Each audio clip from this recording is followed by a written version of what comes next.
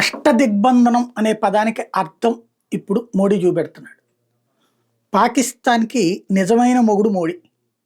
తన అధికారంలోకి వచ్చిన తర్వాత తొలినాళ్లలో చేసినటువంటిది నోట్ల రద్దు. మనం ఎక్కడైతే నోట్లు తయారు చేయించే మిషన్ కొన్నామో వాళ్ళ దగ్గరే మిషన్ కొన్నది పాకిస్తాన్.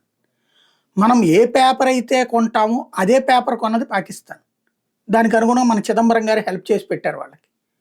దాంతో మన నోట్లు పాకిస్తాన్‌లో ముద్రించి ఒరిజినల్ నోట్లే అందులో ఇదే పేపరు అదే ప్రింటింగ్ ఏముంది ఇంకా తేడా? అది తీసుకొచ్చి ఇండియాలో పెడితే అది నకిలీ నోట్లు అని ఎవడు గుర్తిస్తాడు? అలాగా మన ఎకానమీ ఎంత ఉందో అంత నోట్లు ఇప్పుడు వాళ్ళ దగ్గర ఉండే.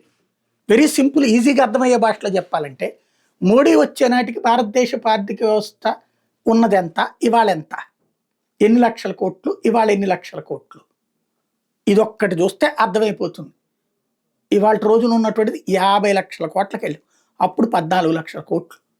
అంటే పాకిస్తాన్ ఎంత దొంగ నోట్లు తయారు చేసింది, మన దేశంలో ఎంత చలామణి అయ్యింది.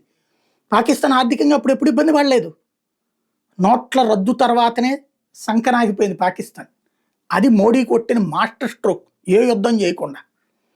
అదే సందర్భంలో ఆ తర్వాత జరిగినటువంటి వాళ్ళు ఏదో అతి తెలివితేటలు ప్రదర్శిస్తే మనం కొట్టినటువంటి దెబ్బ 2 సార్లు 2 సర్జికల్ స్ట్రైక్స్.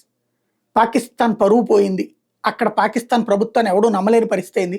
ఇమ్రాన్ ఖాన్ ఇంటికి వెళ్ళిపోయిన పరిస్థితి వచ్చింది. వాళ్ళల్లో వాళ్ళు కొట్టుకు సావాల్సిన పరిస్థితి వచ్చింది. మరొకటి కాశ్మీర్ ఆర్టికల్ 370 రద్దు.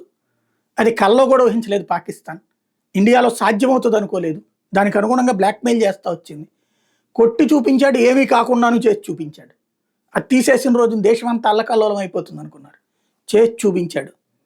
అదే సందర్భంలో ఇప్పుడు చేసినటువంటి ఓవర్ యాక్షన్, దానికి సమాధానంగా సింధు జలాల ఒప్పందం రద్దు. తద్వారా వాళ్ళ జీవనాడికి బెజ్జం పడింది. ఏం చేయాలో అర్థం కాని పరిస్థితి. రెండో పక్కన చూస్తుంటే బెలూచిస్తాన్ని దెబ్బతీపిస్తున్నాడు. అంటే ఇంత ముందుకు మళ్ళీ డిఫెన్సివ్ సిస్టమ్ కాకుండా అఫెన్సివ్ సిస్టంలోకి వచ్చేసింది. గుర్తు తెలియని వ్యక్తులు పాకిస్తాన్లో లేపేస్తున్నారు. అది మోడీకి తెలియకుండా జరుగుతుందా? అదే సమయంలో అజిత్ దోవల్ చేయకుండా జరుగుతుందా? ఇంకొక వైపున వచ్చేటప్పటికి వాళ్ళ బెలూచిస్తాన్ రెబల్స్ తిరగబడి వాళ్ళని చంపుతున్నారు. తాలిబన్లు వాళ్ళనే చంపుతున్నారు. ఒకప్పుడు మనకి సమస్యలు సృష్టించే పాకిస్తాన్ తన సమస్యల్లో చిక్కుకుంది. ఇవన్నీ డైవర్ట్ చేసుకోవడానికి ఇప్పుడు ఏదో చిన్నపాటి 10 మందిని చంపేస్తే తమకు ప్రచారం వస్తుంది అనుకుంటే, అంతర్జాతీయంగా మోడీ చరిష్మా ముందు షాబాజ్ షరీఫ్ ఒక జోకర్ అయిపోయాడు. దాంతో ఏమైపోయింది? పాకిస్తాన్ చేసింది ప్రతి ఒక్కళ్ళు తప్పు అన్నారు, కానీ భారతదేశం చేస్తోంది తప్పు అంటలేదు. మీకు హక్కుంది పొమ్మంటున్నారు. అయితే గీత కొంచెం జాగ్రత్తగా ఆలోచించండి అయ్యా, కొట్టే ముందు అంటున్నారు.